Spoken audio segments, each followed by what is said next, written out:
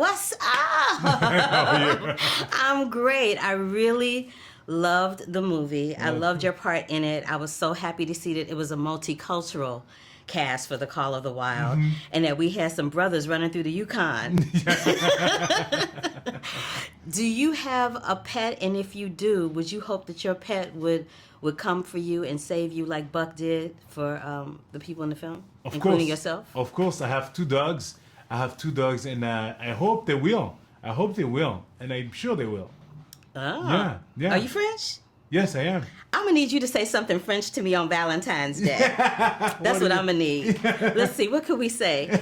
Say, how are you? Nice to meet you in French. Comment ça va? Enchanté. Ooh, I was so excited. So, how did this role come to you, and what made you decide to take it?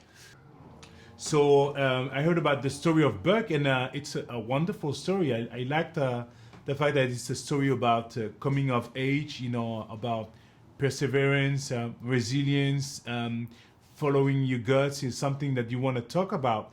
And I like the fact that I was a dog person in a movie, and it's the first time I can show that. Like, I love dogs, so being Pero and being the guy who loves dogs and he understands dog differently was very interesting for me, and I was so happy and proud to do that. And also sharing the credit with Harrison Ford is very special for me. Is there something that I had a dog. My dog passed away last year, but I had a dog that, thank you, he was bananas. Like, if he had a food and a water dish, and when it was empty, if he was hungry, he would go sit on the food side. If he was thirsty, he would sit on the water side. Does your dog give you any signals like that are just unspoken between the two of y'all? Maybe it's only in my mind, but sometimes I feel some looks, and I know what he wants when he asks for going out, or when he wants to run, or when I think I feel that. I think that's I think there is but I think in the movie we can see that when you see the John Thurden talking with Buck, there was a no non-spoken communication between them, and I think that's most of the time what we have with dogs, but also between humans. Yes.